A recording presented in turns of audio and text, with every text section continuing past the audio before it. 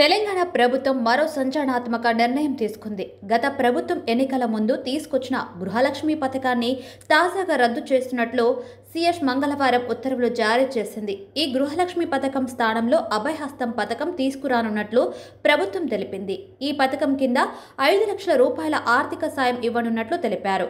ఈ కొత్త పథకం నేపథ్యంలో గృహలక్ష్మిని పథకం కింద లబ్ధిదారులకు కలెక్టర్లు ఇచ్చిన మంజూరు పత్రాలను సైతం రద్దు చేశామని తెలిపారు.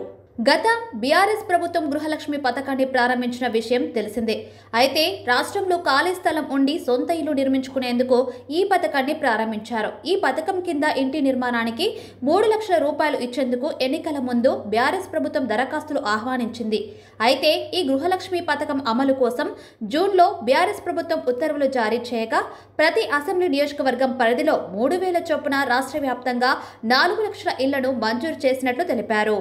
ఇలా ఒక్కో ఇంటి నిర్మాణానికి 3 లక్షల రూపాయలను దశల వారీగా ఇవ్వాలని నిర్ణయించి అప్పటి కేసీఆర్ సర్కారు. అయితే రాష్ట్ర వ్యాప్తంగా దాదాపు 15 లక్షల దరఖాస్తులు రాగా అందులో 12 లక్షల దరఖాస్తులు మాత్రమే అర్హులుగా తేల్చారు అధికారులు.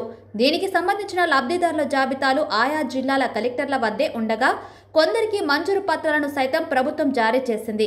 అయితే ఎన్నికలకు ముందు ఇందిరమ్మ ఇళ్ల పథకం కింద ఇంటి నిర్మాణానికి చేయూత ఇస్తామని మేనిఫెస్టోలో కాంగ్రెస్ పేర్కొంది. ఈ నేపథ్యంలోనే గృహలక్ష్మి పథకానికి రద్దు చేస్తూ ఆ స్థానంలో ఇందిరమ్మ ఇళ్ల పథకం అమలు కానున్నట్లు తెలిపారు. ఇందిరమ్మ ఇళ్ల పథకంలో భాగంగా సొంత స్థలం ఉన్న పేదలు ఇంటిని నిర్మించుకునేందుకు 5 లక్షల రూపాయలు ఇవ్వనున్నట్లు వెల్లడించారు. స్థలం లేని వారికి స్థలంతో పాటు 5 లక్షల రూపాయలు ఇస్తామని కాంగ్రెస్ చెప్పింది. అదే ఎస్సీ, ఎస్టీ లబ్ధిదారులకు మరో 1 లక్ష రూపాయలు అదనంగా ఇస్తామని వెల్లడించింది.